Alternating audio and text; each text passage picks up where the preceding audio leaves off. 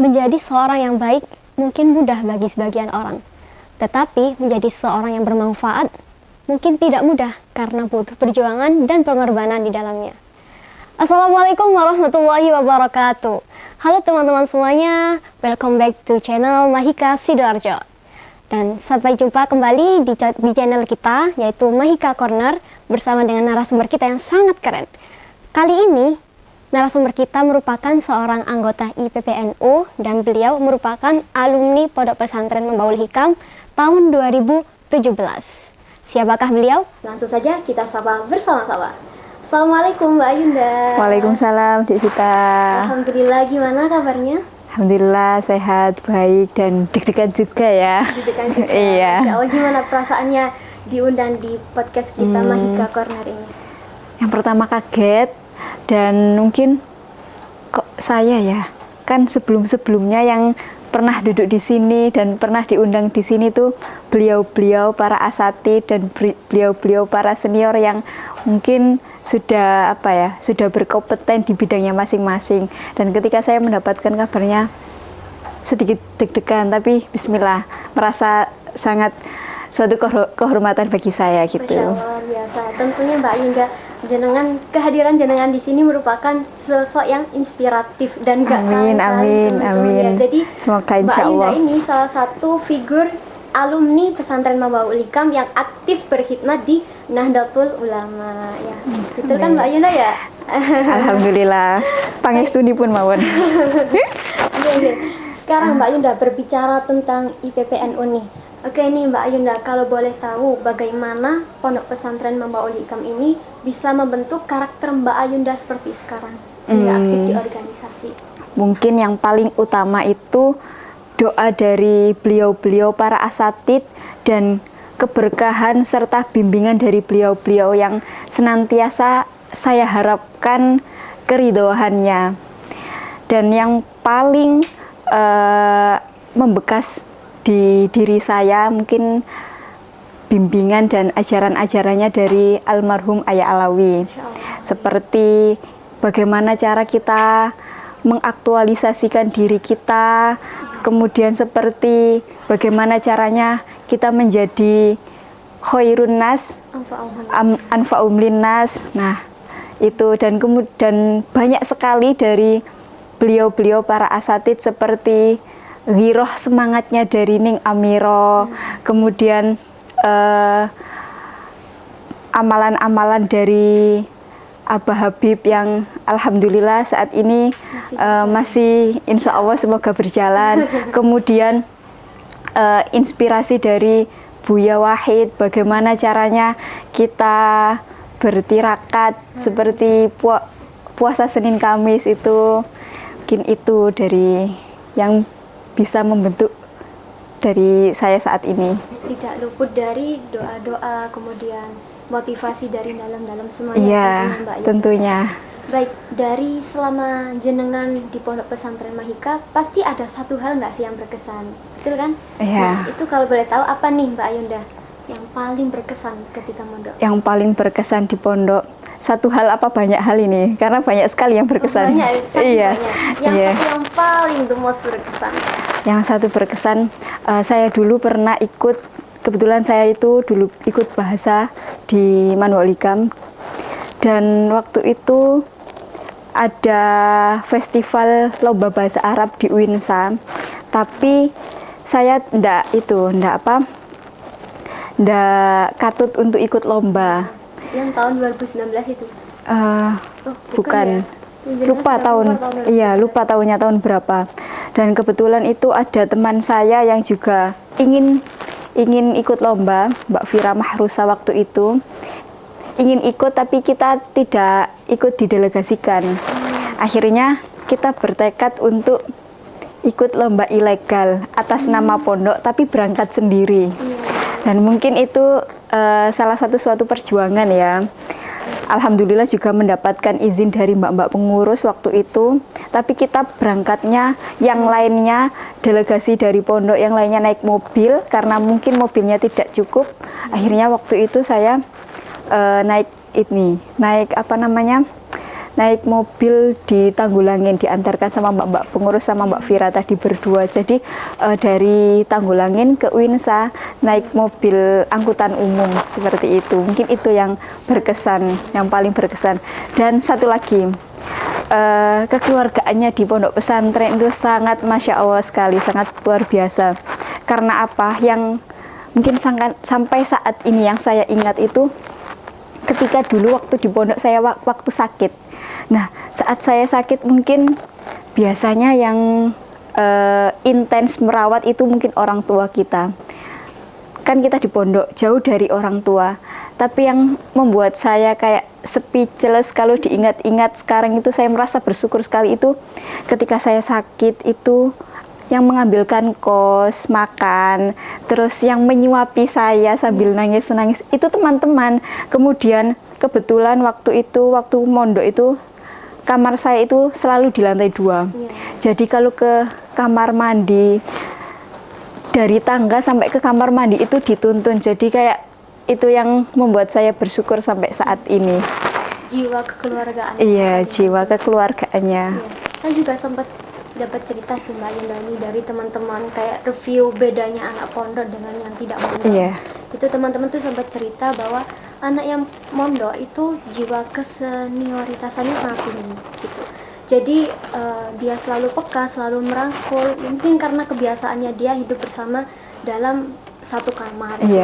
Jadi jiwa kesenioritasannya dia tuh selalu lebih tinggi. Mungkin itu juga salah satu masuk dalam yang paling berkesan. Betul sekali.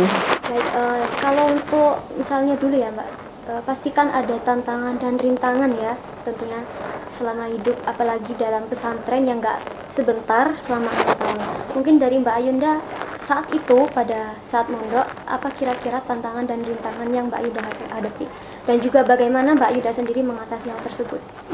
Mungkin kalau di pondok itu tantangannya untuk diri kita sendiri lebih ke ego kita sendiri, hawa nafsu kita sendiri. Karena di pondok itu sangat banyak sekali kayak kita menemukan berbagai karakter dari teman-teman yang lainnya. Terus kemudian bagaimana caranya kita menghadapi kehidupan di pondok pesantren, mungkin dengan berbagai gaya hidup yang berbeda-beda. Kemudian bagaimana caranya kita menghadapi ketika telat sambangan, ketika telat kiriman. Nah, itu bagaimana kita harus sabar, harus legowo, harus qanaah. Itu dari saya. Berarti itu bagaimana cara kita bisa mengontrol jiwa kita. Iya, betul. Untuk meminimalisir keegoisan kita. Iya, betul. Baik. Oh ya, ini back to tema kita tadi Mbak yang pertama tentang alma mater Mbak Masya Allah. Merasa terhormati. Yang paling bikin menarik ya, saya tuh sering loh nonton story-nya Mbak Ayunda teman-teman. Masya Allah. Entah itu di Instagram, di WhatsApp, itu aktif sekali beliau di kegiatan IPPNU. Alhamdulillah. Bisa dijelaskan nih Mbak Yunda dan juga bisa menginspirasi penonton podcast Mahika Corner dan juga santriwan yang ada di sini tentang bagaimana cerita awal Mbak Yunda mengikuti kegiatan tersebut. Barangkali nanti teman-teman enjoying itu bisa terinspirasi dari Mbak Ayunda. Oh, kalau dari santri-santriman Mbak Ulikam kalau sudah lulus dari pondok ya sebenarnya harus wajib join di IPNU IPPNU dong. Nah, untuk cerita awalnya saya ikut IPNU IPPNU itu karena inspirasi dari teman-teman saya yang alumni. Karena dulu waktu di pondok, kebanyakan kan kita kalau keluar sudah lulus dari pondok itu kayak canggung gitu enggak sih kalau di desa-desa atau di tempat tinggal kita, kayak bersama orang-orang itu kayak canggung. Nah, waktu itu saya belum punya relasi di tempat tinggal saya, di desa saya khususnya. Pada suatu ketika saya berkuliah di Surabaya pada waktu itu tahun 2019. Nah, waktu itu saya diajak oleh teman saya untuk ikut IPNU IPPNU.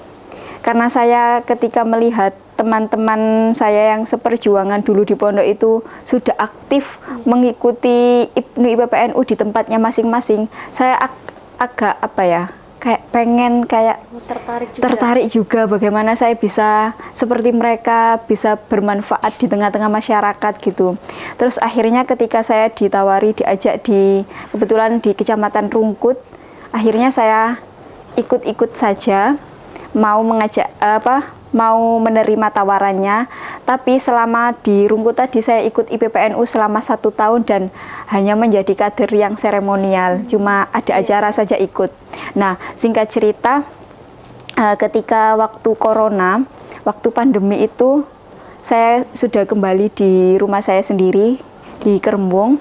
Nah, itu saya tiba-tiba didatangi, disowani oleh mbak-mbak dari PAJ IPPNU Kecamatan Kerembung. Dan dengan niatan untuk meminta tolong pada saya untuk ikut di Duta Santri yang diadakan oleh PCGP Ansor Sidoarjo. Tahun berapa itu? Itu tahun akhir 2020. 2020. Iya, karena pada waktu itu ya saya masih merasa gimana ya, masih kurang bekal saya meskipun ya sudah di pondok, karena pada waktu itu saya masih masih kuliah juga. Jadi dengan bismillah, dengan modal bismillah ya udah saya menerima tawaran dengan motivasi dari teman-teman saya dan orang tua saya. Terus suatu ketika kan saya hanya niat ikut menggugurkan kewajiban dari kecamatan, pokoknya saya ikut seleksi Duta Santri. Nggak berekspektasi untuk di grand final atau apapun, tapi alhamdulillah Gusti Allah berkehendak lain, saya diberikan kesempatan untuk mengikuti grand final. Pada waktu itu saya agak bingung, ini emang serius apa gimana ya. Terus akhirnya waktu itu ayah saya memberikan motivasi yang mana motivasi tersebut surat Ar-Ra'd yang berbunyi innallaha la yughayyiru ma biqaumin hatta yughayyiru ma bi anfusihim, yang mana artinya Allah tidak akan merubah suatu kaum sebelum mereka merubah dirinya sendiri. Dari ayat itu saya bertadabbur, akhirnya bismillah apapun yang terjadi saya ikut.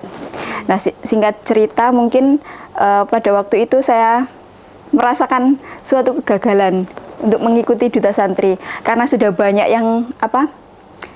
sekali yang support saya, tapi saya masih mendapatkan harapan 2.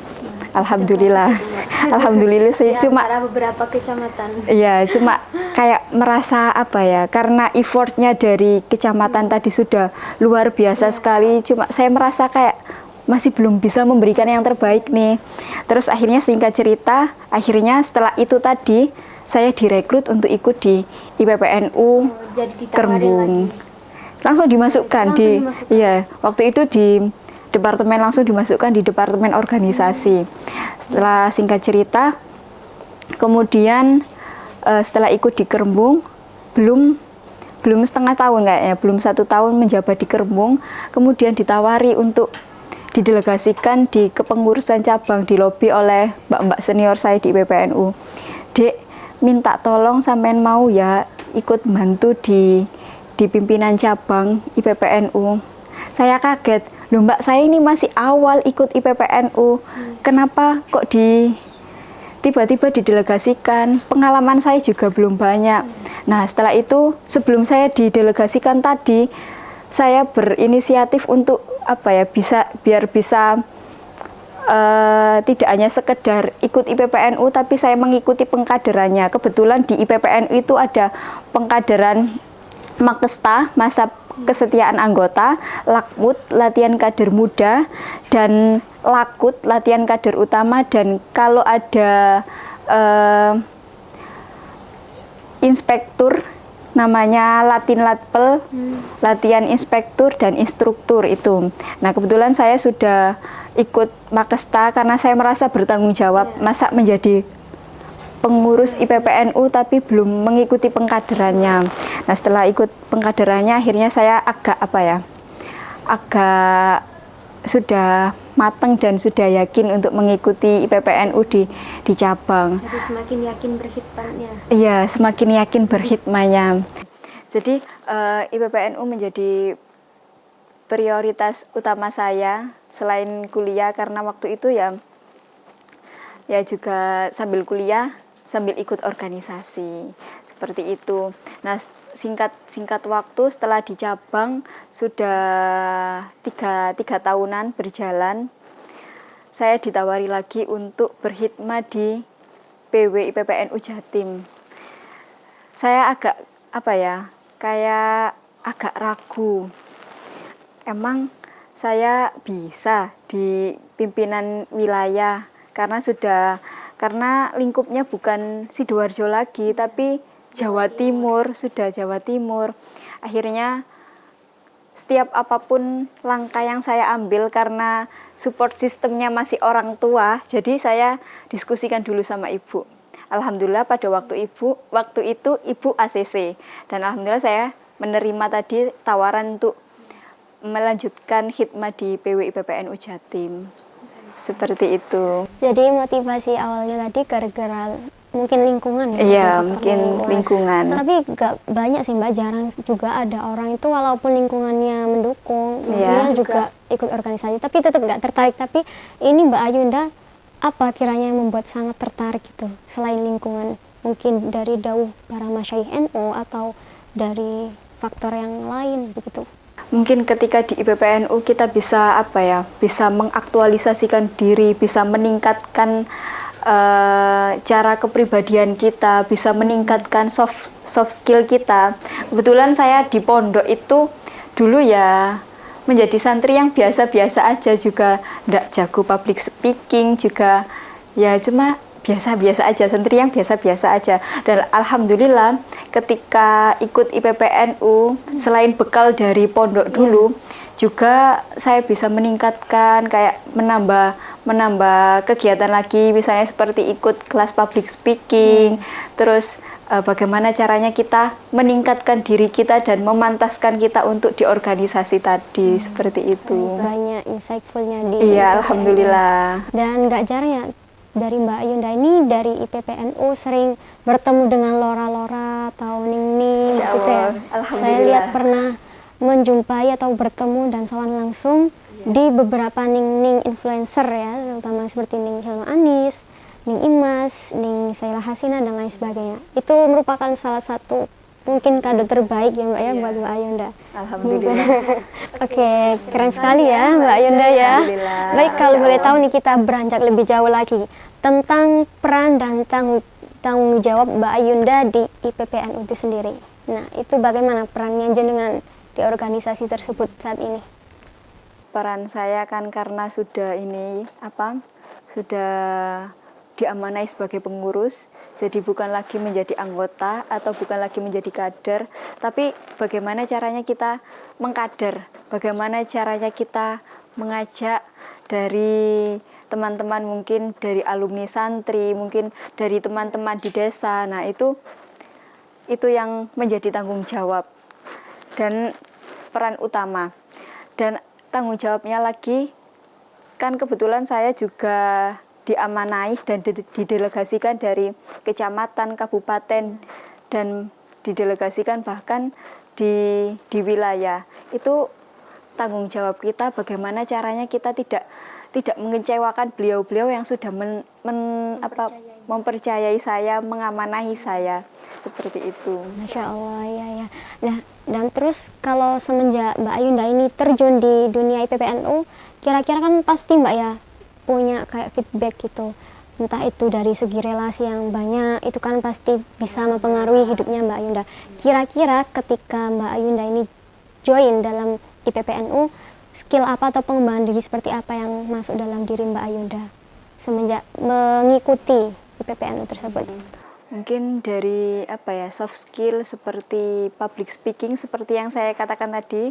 Saya kalau di pondok dulu enggak terlalu jago public speaking, dan alhamdulillah ketika bergabung di IPPNU, di organisasi, alhamdulillah saya sedikit demi sedikit bisa meningkatkan potensi diri saya, seperti itu.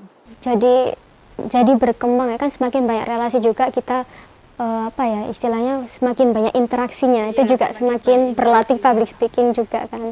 Dan ketika kita di IPNU IPPNU itu kita tidak berinteraksi dengan orang beliau-beliau yang sesama dengan kita di Nahdlatul Ulama saja. Dan alhamdulillah pada waktu itu saya berkesempatan pernah berkolaborasi dengan pendeta GKJW di Kerembung. Terus kemudian pernah berkolaborasi dengan pemuda-pemuda Hindu dan pemuda-pemuda pemuda-pemuda Buddha.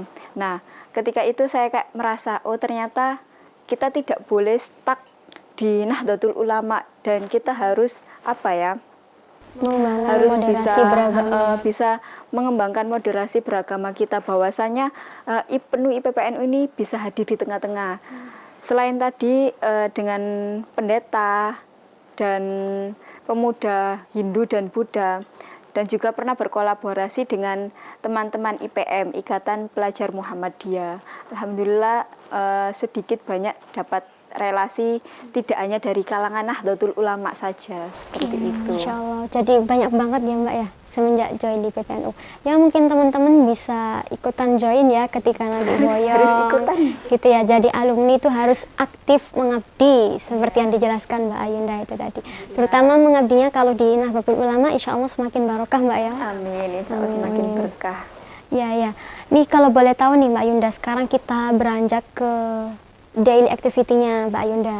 Gimana cara Mbak Yunda memanage waktu antara kegiatan organisasi dan juga pribadinya jenengan? Karena kan ketika apalagi tadi Mbak Yunda juga menjelaskan sudah dalam ruang lingkup PWNU, otomatis Jawa Timur itu kan juga semakin semakin besar dan semakin sibuk. Nah, itu bagaimana cara memanage waktu menurut Mbak Yunda antara organisasi dan juga keperluan pribadi? Jadi bagaimana cara saya memanage antara prioritas pekerjaan dan organisasi? Kebetulan saya ikut IPPNU itu mulai dari tahun 2021, 2020, 2021. Nah, itu ketika tahun 2021 sampai 2022 itu masih kuliah. Setelah menyelesaikan kuliah saya, semuanya, bahkan sebagian dari waktu saya itu saya dedikasikan untuk IPPNU. Itu selama berapa tahun ya? Mulai dari tahun 2021 sampai 2022. Kemudian pada tahun 2023 saya mendapatkan amanah untuk berkhidmat di Madrasah Ibtidaiyah. Nah, mau tidak mau saya harus bisa mengutamakan kewajiban pekerjaan saya tadi, seperti itu. Baik. Jadi tapi kan selama dalam ruang lingkup yang baik, apalagi juga itu pasti dalam ruang lingkup itu ya instansi Nahdlatul Ulama, tidak masalah ya. Pokoknya kita berkhidmat tetap dalam NU dan tetap di jalan yang sama. Baik. Sekarang kita beranjak di tentang santri nih Mbak Ayunda. Kan Mbak Ayunda sudah punya pengalaman di luar gitu ya, sering berinteraksi dengan banyak orang di santri pondok manapun, bahkan di luar juga tadi tentang moderasi beragama. Mungkin dari Mbak Ayunda tahu enggak ini di era digital ini kira-kira tantangan dan peluang untuk para santri itu seperti apa di era digital ini? Mungkin tantangannya pada saat ini tuh bagaimana caranya kita bijak dengan menggunakan sosial media ya, karena tahu banget bagaimana perkembangan sosial media pada saat ini. Oke, mungkin tantangannya sekarang itu bagaimana caranya kita bisa bijak dalam bersosial media, karena pada saat ini tuh sangat luar biasa sekali ya perkembangan sosial media. Dan kita sebagai santri harus bisa mewarnai sosial media. Karena apa? Ya mungkin bagaimana caranya kita mewarnai dengan kegiatan-kegiatan yang positif. Terus kemudian bagaimana caranya kita bisa memilah, dan yang paling penting kalau kita mau posting itu pikirkan lagi. Karena pada saat ini tuh Masya Allah ya, ada mungkin entah itu santri atau bukan, saya kurang tahu. Jadi postingannya itu kayak kurang sesuai gitu. Nah, sebagai santri harus bisa bijak memposting apapun itu. Nah, pada saat ini kan kita sedang mengalami distraksi sosial media. Nah, itu mungkin kita bisa lebih bijak lagi untuk bisa mengelola sosial media. Mungkin yang punya passion di bidang fotografer, diposting aja enggak apa-apa, karena semuanya punya passion sendiri-sendiri. Mungkin yang passion public speaking, di post aja enggak apa-apa. Mungkin yang punya passion jago dalam memasak, mungkin punya passion aktif di organisasi di kampusnya, diposting aja nggak apa-apa, karena itu sosial media itu merupakan suatu portofolio kita sendiri, bukan? Iya, betul. Personal branding. Ya, personal branding. Ya, mungkin ada beberapa orang, pencitraan seperti itu, tapi ya bagaimana caranya kita bisa bijak dalam bersosial media seperti itu. Jadi intinya kita menyesuaikan passion kita dulu, baru kita mengupload itu dengan bijak dan juga diteliti lagi apakah ini baik atau enggaknya. Gitu ya Mbak ya. Baik. Untuk sekarang menurut Mbak Ayunda nih, dari para santri, bagaimana caranya untuk berdakwah dan mengabdi? Maksudnya di era digital ini, bagaimana caranya kita itu bisa mengabdi itu? Mengabdi dalam bersosial media atau dalam berdakwah itu tadi. Oh ya, mungkin bisa lebih ini ya Mbak ya, lebih bagaimana cara kita untuk mengeksplor ilmu kita dalam berdakwah di sosial media. Oh ya, mungkin kebanyakan sekarang Gen Z itu ada yang insecure gitu ya dengan passionnya masing-masing. Nah, kita jangan sampai takut atau insecure dengan kemampuan diri kita. Kalau mau di post aja, apapun kelebihan kita, apapun kemampuan kita. Kalau kita punya karya, misalnya jago dalam editing video, kemudian jago dalam bikin quotes gitu, nggak apa-apa, diposting aja. Yang penting tetap dalam kebaikan, dalam mensyiarkan kebaikan juga tentunya. Mungkin tadi yang seperti saya katakan, aktif dalam kegiatan keagamaan atau organisasi, itu bisa itu aja. Atau bisa yang sering nulis, membikin ibaroh gitu, mengutip dari ibaroh. Nah, itu boleh untuk di-share, karena pada saat ini tuh kita sebagai santri harus bisa mewarnai berperan di sosial media seperti itu. Baik. Jadi berdakwah itu bukan hanya tentang kita bisa public speaking dengan baik di kamera ya Mbak ya. Kita bisa dengan cara menulis gitu ya. Kemudian mungkin bisa memfotokan kitab dengan ibarah-ibarah tertentu gitu ya, tentang suatu permasalahan. Oke, nggak kerasa nih teman-teman sudah di penghujung podcast kita ya. Mungkin dari teman-teman jangan lupa tetap aktif nih seperti Mbak Ayunda, aktif berhikmat ketika teman-teman boyong menjadi alumni, silahkan tetap berhikmat di NU seperti halnya Mbak Ayunda di IPPNU gitu. Oke Mbak Ayunda, sebelum kita mengakhiri podcast kita, mungkin ada closing statement untuk penonton setia Mahika Corner ini. Oke, pesan untuk teman-teman santri khususnya Gen Z, ketika kalian sedang berproses, apapun prosesnya dan bagaimanapun rintangannya, pasti ada senang dan sedihnya. Nah, kalian harus bisa menikmati. Ketika dalam berproses, habiskan masa-masa kegagalan kalian. Karena pada suatu saat nanti kalian akan bisa menuai dengan baik. Seperti man zaro'a hasoda. Barang siapa yang menanam akan menuai. Masya Allah, luar biasa sekali. Barang siapa yang akan menanam, dia akan menuai. Jadi kita harus menanam yang baik-baik, biar nanti kita menuainya juga baik. Masya Allah, luar biasa. Baik, untuk Mbak Ayunda, terima kasih banyak sudah meluangkan waktunya, sudah menghadiri acara di podcast Mahika ini. Semoga lain kali dan kesempatan kita bisa bertemu lagi ya untuk Mbak Ayunda. Baik teman-teman, terima kasih sudah menonton sampai akhir. Dan sampai jumpa di podcast berikutnya. Jangan lupa like, comment, and share podcast kita Mahika Corner di channel YouTube Mahika Sidoarjo. Oke teman-teman, see you. Wassalamualaikum warahmatullahi wabarakatuh. Wassalamualaikum warahmatullahi wabarakatuh.